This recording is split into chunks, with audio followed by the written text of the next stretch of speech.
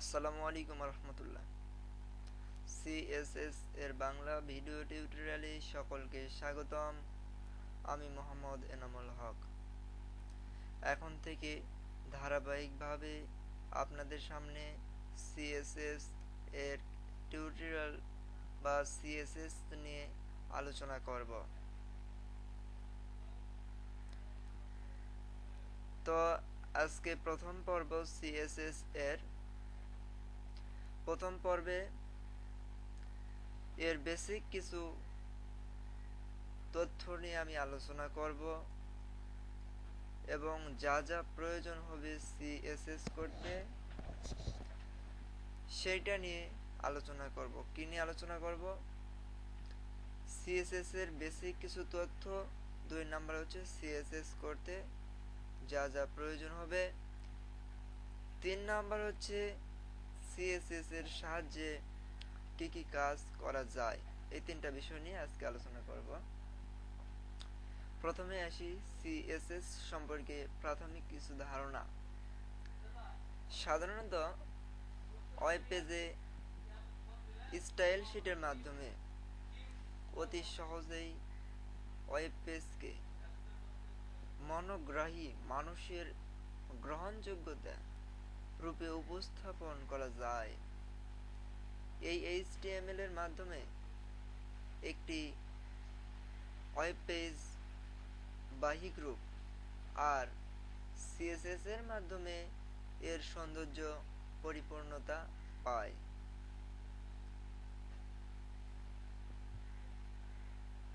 মূলত সিএসএস ব্যবহার করে পেজ ডিজাইন এর কাজে প্রচুর সময় বাঁচে। ওয়েব ডিজাইনের দক্ষতার উপর ধাপে ধাপে উন্নতি করতে চাইলে সিএসএস এর কোনো বিকল্প নেই। সিএসএস একই ডকুমেন্ট একাধিক ব্যবহার হতে পারে। এর আগে আরেকটি কথা, সেটা হচ্ছে যে সিএসএস আসলে কি, সিএসএস এর পূর্ণরূপটা কি। সিএসএস এর পূর্ণরূপ হচ্ছে কাসকেডিং স্টাইল শীট।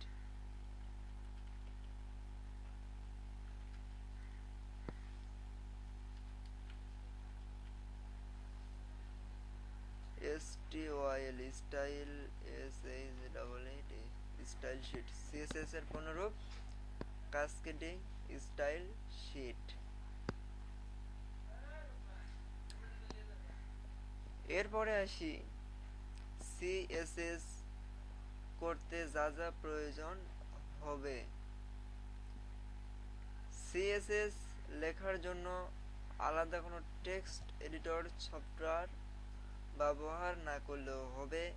আপনারা এইচটিএমএল এ যে সফটওয়্যার ব্যবহার করেছেন, নোটপ্যাড অথবা নোটপ্যাড প্লাস প্লাস, ওইটার দ্বারাই আপনারা সিএসএস করতে পারবেন।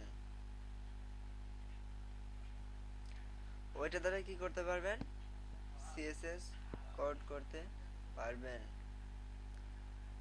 2 নাম্বার যেটা আপনাকে বা আপনার থাকতে হবে সেটা হচ্ছে এইচটিএমএল সম্পর্কে ধারণা বা এইচটিএমএল জানা। আপনাকে এইচটিএমএল জানতে হবে, কেননা এইচটিএমএল কে ডিজাইনের জন্য সিএসএস ব্যবহার করা হয়। এইচটিএমএল এর বাহ্যিক রূপই হচ্ছে সিএসএস। সুতরাং আপনাকে এইচটিএমএল ভালোভাবে জানতে হবে। যদি এইচটিএমএল ভালোভাবে জানতে চান তাহলে আমার এইচটিএমএল এর টিউটোরিয়াল রয়েছে, আপনারা সেই টিউটোরিয়ালগুলো দেখে নেবেন সিএসএস এর টিউটোরিয়াল দেখার আগেই।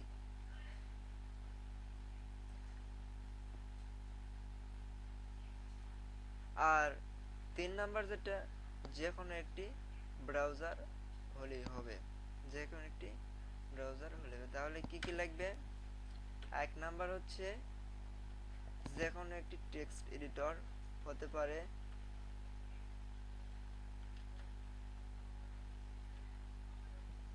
নোটপ্যাড অথবা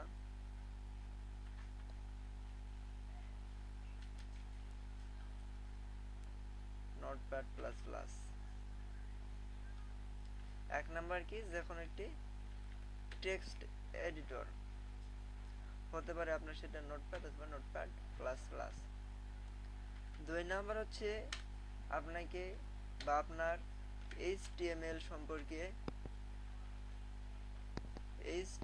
সম্পর্কে প্রাথমিক কিছু ধারণা থাকতে হবে, HTML জানতে হবে। 3 নাম্বার হচ্ছে আপনার যে কোনো একটি ব্রাউজার থাকলেই হবে, হতে পারে সেটা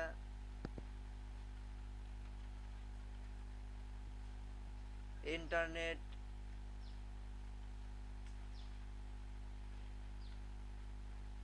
এক্সপ্লোরার,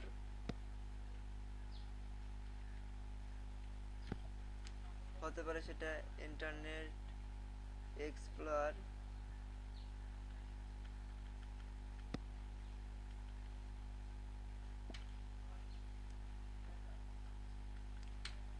হতে পারে মোজিলা ফায়ারফক্স,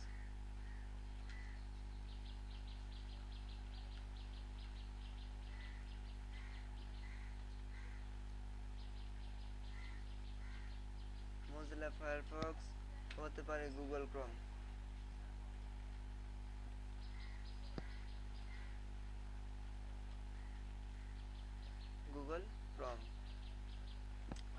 আপনি যে কোনো একটি ব্রাউজার এর মাধ্যমে করতে পারবেন, অর্থাৎ HTML পড়তে যা যা সফটওয়্যার প্রয়োজন ততটুকুই।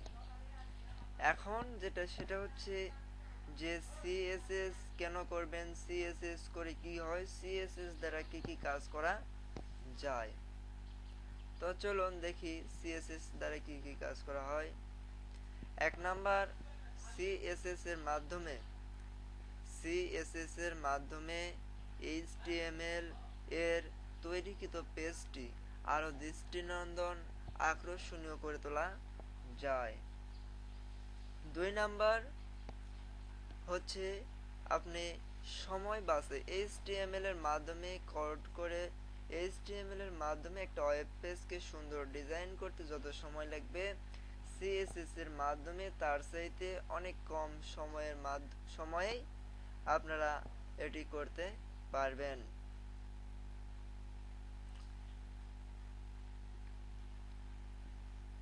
তো আমরা যে তিনটি আলোচনা করতে চেয়েছিলাম, যে CSS সম্পর্কে প্রাথমিক কিছু, 2 নাম্বার হচ্ছে CSS করতে কি কি লাগবে, 3 নাম্বার হচ্ছে CSS এর কাজ কি, আমরা এটা আলোচনা করলাম। সামনের দিনে আমরা CSS এর কাজে যাব। তো ধন্যবাদ, আজকে এই পর্যন্তই। সকলকে সালাম, আসসালামু আলাইকুম ওয়া রাহমাতুল্লাহ।